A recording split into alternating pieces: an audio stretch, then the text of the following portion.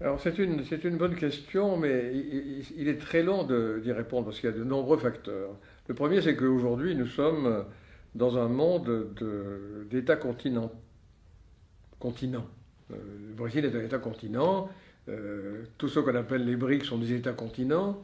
Ce sont ceux qui sont devenus des grandes puissances et c'est la taille qui compte aujourd'hui. Le Brésil, c'est la cinquième superficie de tous les États du monde, c'est la cinquième population et aujourd'hui c'est la septième économie mondiale. Alors pourquoi on est arrivé là? Bien, d'abord, si vous comparez aux autres États d'Amérique latine, il n'y a pas eu de fragmentation, comme dans les États de langue espagnole. Le Brésil, parce qu'il avait une culture différente, parce qu'il avait une langue différente, parce qu'il avait des origines différentes, est resté un seul État énorme, en partie inutilisé, non développé, mais cette unité a beaucoup compté. Ce fait d'être un État-continent lui donne entre autres la possibilité d'avoir des climats différents, des terroirs différents, des possibilités différentes. Et c'est un pays d'une immense richesse, d'abord agricole, parce qu'il a l'ensoleillement, il a l'hydrographie et il a des sols qui sont d'excellente qualité. Et c'est un État qui, en plus, a des ressources minières considérables. Et il les a toujours eu. Vous connaissez l'histoire des cycles. Alors, il y a eu des cycles du sucre, et puis il y a eu des cycles de l'or. Les mines ont toujours eu un rôle important dans l'histoire du Brésil. Et puis, il y a les hommes aussi, et l'histoire. Le Brésil diffère de beaucoup d'autres États parce qu'il a, justement, un appareil étatique. Bien qu'étant fédération, il a un appareil étatique qui fonctionne, avec une administration, avec une continuité administrative, que même les coups d'État militaires n'ont pas remis en question. Et alors parfois on dit c'est une bureaucratie très lourde, etc. On pourra en reparler, mais ça compte beaucoup. Et des élites qui ont toujours cru à la grandeur du Brésil, à l'avenir du Brésil, et qui ont cru à son développement. Il y a des pays où quand il y a une difficulté, les gens riches envoient leurs capitaux ailleurs. Au Brésil, non. Au Brésil, il y a ce qu'on a appelé dans le jargon des années 60, ça ne s'utilise plus beaucoup aujourd'hui, une bourgeoisie nationale qui croit au développement du pays, qui croit à l'avenir du pays et qui croit à la grandeur du pays, parce que la grandeur est devenue une dimension culturelle, politique importante. Il y a un ministre des Finances brésilien qui est toujours vivant, qui s'appelle Delfim Neto, qui à un moment de crise dit non, pas de panique, il n'y a pas de trou assez grand pour avaler le Brésil, en portugais. Oui, ça veut dire nous sommes si grands que nous avons l'avenir pour nous et que nous y croyons. Et cela crée une espèce de foi, de culture nationale extrêmement optimiste et extrêmement dynamique qui est à l'origine de la situation actuelle où le Brésil, qui n'a pas toujours été le premier pays de l'Amérique latine, et qui n'a pas toujours été une grande économie, est passé devant le Mexique, devant l'Argentine, alors qu'il était bien loin derrière eux au début du XXe siècle et même vers le milieu du XXe siècle.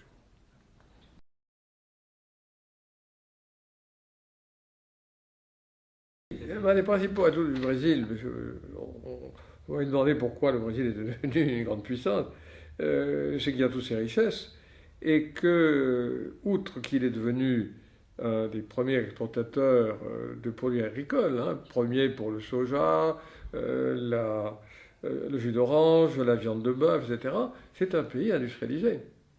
C'est un pays industrialisé avec une industrie intégrée, c'est-à-dire qui va depuis l'industrie lourde jusqu'à l'industrie qu'on trouve dans tous les pays d'Amérique latine, c'est-à-dire l'industrie des biens de consommation.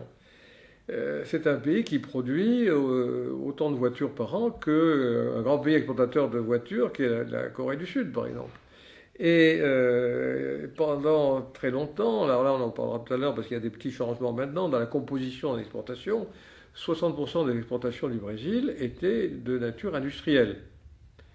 Mais même aujourd'hui, quand il y a un petit tassement de cette composition sur la dimension industrielle, est un peu réduite, les premiers produits exportés sont des produits industriels très sophistiqués, comme les produits de l'aéronautique.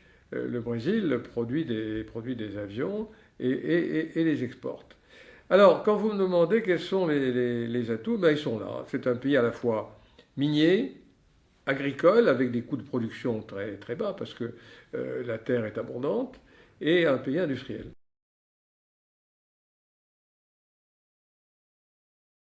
Alors, c'est ça que son nombre suivant que vous posez la question à des responsables de tel ou tel secteur, ils vous diront c'est tel ou tel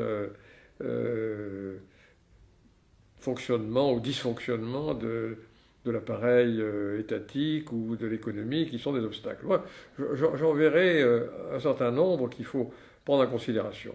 Il y a un problème de bureaucratie et d'inefficacité bureaucratique. Je disais qu'il y avait un État. Mais cet État n'est pas toujours d'une efficacité parfaite. Il est extrêmement lourd, extrêmement lent. Et c'est un des pays, par exemple, où il faut le plus de temps pour pouvoir créer une entreprise. Il faut 3-4 fois plus de temps qu'au Mexique, par exemple. Hein. C'est un pays qui, par suite de cet État, a une pression fiscale très élevée. Vous savez, la pression fiscale moyenne en Amérique latine, c'est autour de 24-25%. On en est à 36% du PIB au Brésil, c'est-à-dire, en gros, la moyenne des pays OCDE, c'est-à-dire des pays riches. Et les services qu'offre l'État aux Brésiliens ne sont pas ceux des pays riches. Donc, ça pose un problème. Mais aujourd'hui, il y a un étranglement qui est particulièrement dommageable et qui est à l'origine de ce qu'on appelle le coût Brésil, c'est-à-dire un coût de production qui est supérieur à ceux de pays de même profil. C'est le problème des infrastructures. Le problème des infrastructures, c'est-à-dire des transports, que ce soit les transports urbains, que ce soit les transports interurbains, les transports entre États. Les routes sont de mauvaise qualité, les ports sont très lents et très inefficaces.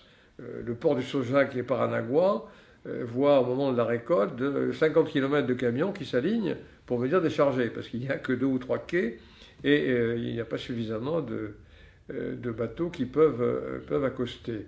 Mais les transports urbains ne sont pas de très bonne qualité ni très performants. Ils n'ont pas suivi la demande. Le transport aérien, qui est capital dans un pays comme cela, a un bon réseau, mais vous avez au Brésil des aéroports qui ne sont pas tous du niveau requis. Donc il y a beaucoup à faire. Certes, on est en train de procéder à des modernisations, des rationalisations, des améliorations en vue du mondial de football et des Jeux olympiques, mais il reste encore beaucoup à faire, et ce problème des infrastructures est un problème capital.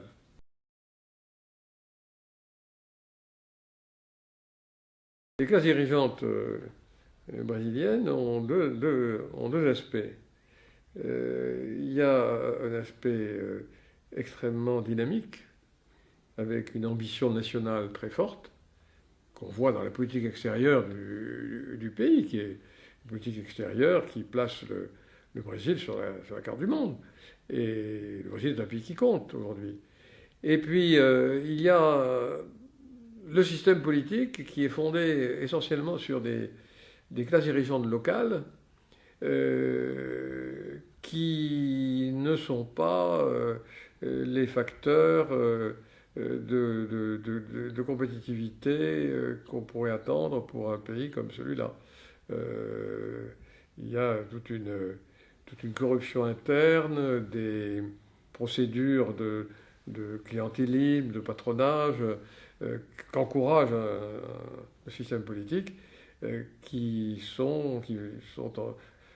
vont au détriment de la compétitivité du pays. Voilà en gros ce qu'on pourrait dire là-dessus. Il y a les deux côtés de cette classe politique qui n'est pas évidemment une classe politique unique ni unifiée, de même que il y a un système des partis, on en a tout à l'heure, qui est tellement multiple, un pluralisme qui représente 30 partis, c'est pas très sain.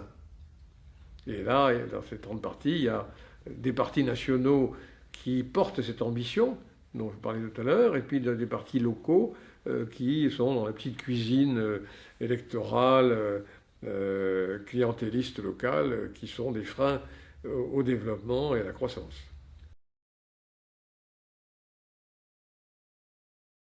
Ce que je peux dire, c'est deux choses, pour revenir à ce que je disais tout à l'heure.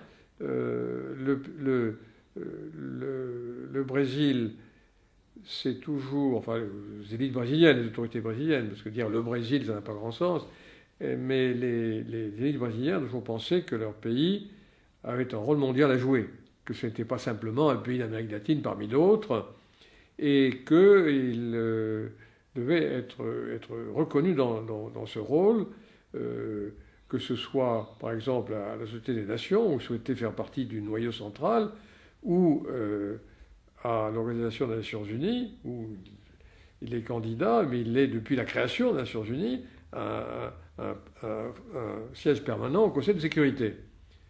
Il considère que, de par son rôle, de par sa puissance, de par sa situation géopolitique, le Brésil a un rôle mondial à jouer. Pour cela, il a évidemment tous les atouts dont on parlait tout à l'heure. Il a en plus de l'autre atout, c'est un corps diplomatique de qualité exceptionnelle en Amérique latine, avec des procédures méritocratiques de recrutement, avec une formation exigeante et très sélective, et qui aide le Brésil à être présent partout où il souhaite l'être, avec évidemment des réussites. Hein. Le secrétaire général de la FAO, de l'organisme de l'alimentation et de l'agriculture de l'ONU, est un Brésilien. Et le secrétaire général de l'OMC, de l'Organisation mondiale du commerce, est aussi un Brésilien. Ça, ce sont des élections récentes. Le Brésil place ces gens dans des postes tout à fait cruciaux pour l'influence qu'il peut avoir à l'extérieur, avec comme visée d'être reconnu comme un des grands. Alors, ça passe par le groupe BRIC, qui est un groupe hétéroclite, mais qui existe, dont on parle, qui se présente sur la scène internationale comme les nouvelles grandes puissances, et ça va jusqu'à l'exigence, à la demande d'avoir un siège permanent au Conseil de sécurité comme les 5 grands actuels.